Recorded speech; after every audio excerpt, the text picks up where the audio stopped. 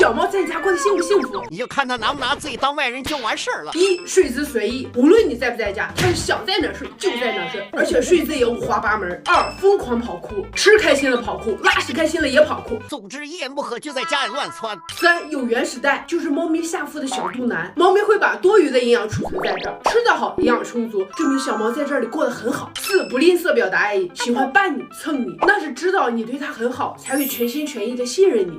五，有一定的服从性，猫咪是非常有个性的生物，基本上是你让它往东，它准往西，要是你说话它能执行，那它是非常爱你。如果这5条都中的话，证明你真的养得很好，也说明养到绝世好猫了。